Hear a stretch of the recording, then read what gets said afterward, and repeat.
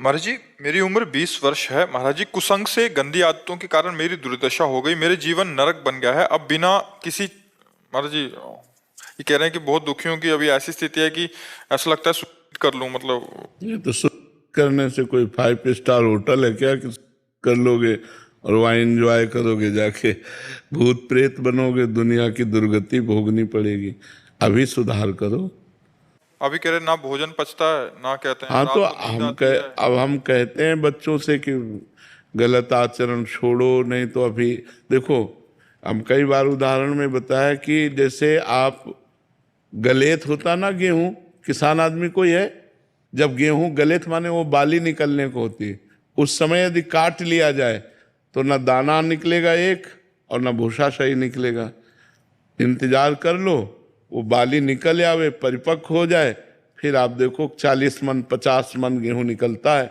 ऐसे ही 20 वर्ष की आयु तक यौवन अवस्था का विकास होता है, इसीलिए इसको ब्रह्मचर्य अवस्था कही गई। हमारे यहाँ 4 आश्रम हैं: ब्रह्मचर्य, गृहस्थ, वानप्रस्थ और सन्यास।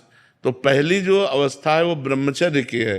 अब अध्यात्म से कोई सीख नहीं ले रहा, कोई जुड़ नहीं रहा, मोबाइल से सीख ले रहे हैं, गंदे बच्चों से सीख ले रहे हैं, तो गंदी आदतें अब देखो कह रहा कर लें। कितना कमजोर हो गया, कितना निगेटिव विचार हावी हो गया कि एक नया बच्चा अपने आप को खत्म करना चाहता है।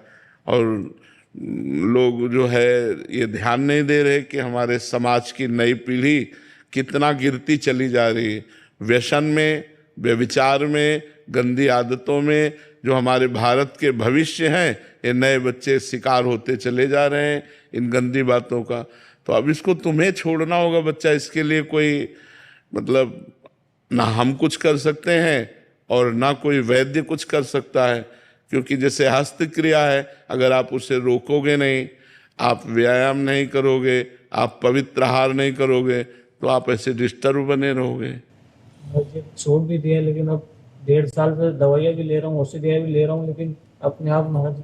हाँ, आप गलत आचरण करने से तो अब बताया नहीं, गलेथ में गेहूं हो तो सब न भूस निकलता है न दाना। अब वो नस नाड़ियों का अभ्यास हो गया, मार दिया, पूरे जीवन को बर्बाद कर दिया।